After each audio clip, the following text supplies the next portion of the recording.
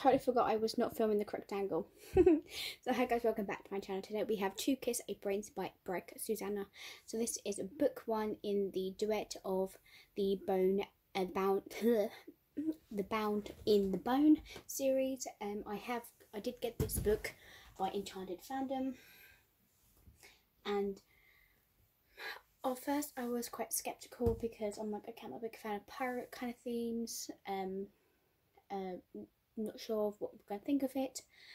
And then obviously they said it's based on, well, it's kind of like a retelling of Pirates of the Caribbean.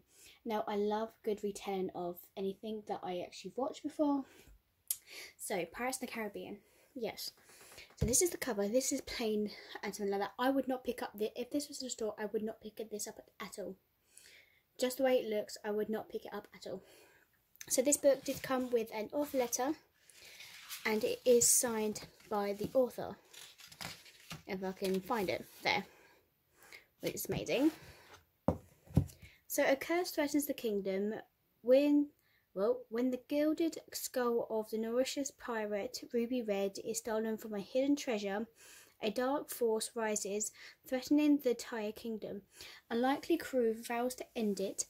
Emmy, who possesses a kiss of death and has been imprisoned for nearly a decade for crimes she did not even intend to commit, is shocked when she offers the opportunity to leave her prison and sail alongside Flynn, the kingdom's prince, and Striker, a mysterious pirate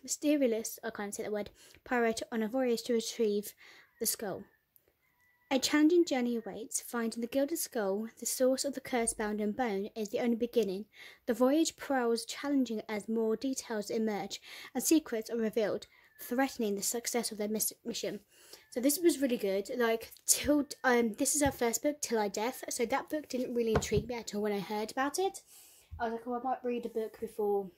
Like, when they announced the book for Enchanted Fandom, I was like, okay, I'm going to read, see what other book this author has.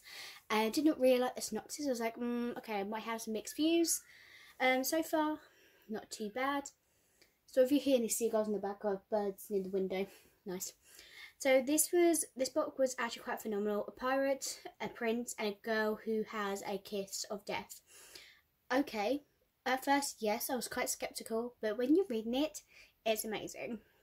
So I absolutely loved it. It's for adventure. It has this magic with twists and turns to keep you literally off your seat. You're like, oh my god, what's going to happen next? Is this going to happen? This is a pirate romance book, okay? And it was good. And I literally cannot wait for the second book to come out. Obviously, I've only watched a few Pirates of the Caribbean movies, so I haven't actually watched them all, and that gives me an idea to actually rewatch all of them. Begin to first in one night, binge watch them. That's a great idea. I've never been the whole Disney thing, but I know there's a lot of Disney retellings, and I want to read as many as possible. So if you guys have any retellings of Disney's, please leave a comment down below, because I have read Smut Disney. Well, actually, as I said, I've only read Smut Peter Pan so far. So if there's any other Disney smut, please let me know. That is something I do want to know. Anyway, Jesus, I'm like hot. So this did take me a couple of days to go through, as I have been quite busy. So obviously, my pile of books have grown because I took this one so long to read, just because I have been so busy with work and everything like that. So obviously I've got more into more romance books and more smut books at the moment. So romance kind of books have gone here and there. So I did love not the two characters. I do love the 3 characters. They were amazing. I love the building of them, the whole contrast to them, the way they got to know each other, the way they did stuff, how they connected. Like, this girl has a kiss of death. There's a prince and there's a pirate who's being quite skeptical, even though his name is like Skept. Like, okay. So I hope the sequel is going to be available soon, because I am quite intrigued to getting it. But at the moment, it might be a book I will be getting next year. So I can return to the Sea of the Cursed Raiders for more adventure. There was a good balance of action and romance, and it was an excellent storybook.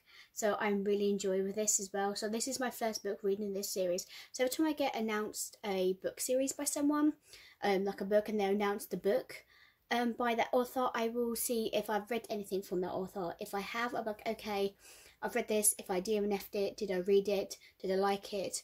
I'll go through my reviews if I ever done it on my channel. I'll like, did I like it? Is it going to be worth it? If I like the sound of the book and I know I'm going to get that book, I'll be like, okay, yes. So now I'll keep it.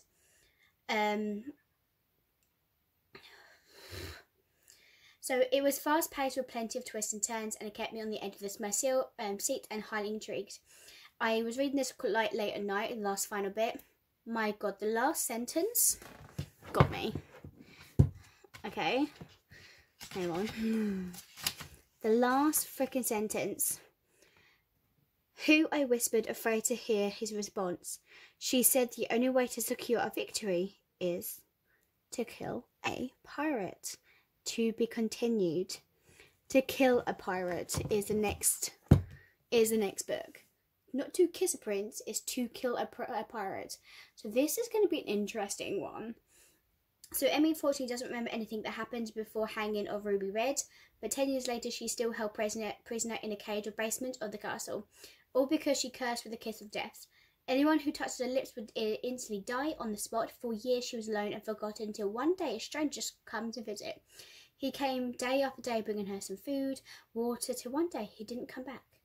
Then the king's guard came to collect her, and she was able to meet this prince.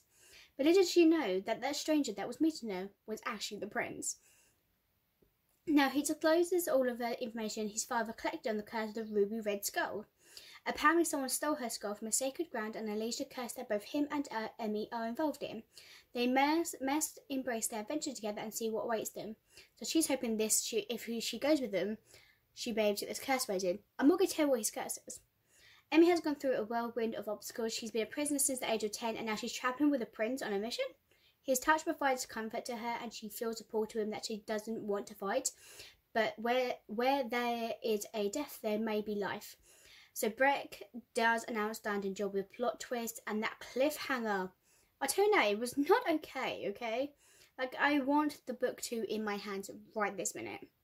I tell you now, that's where I want it right now. But that is everything for this book review. I hope you guys enjoy, and I'll see you guys next time. Peace, bye.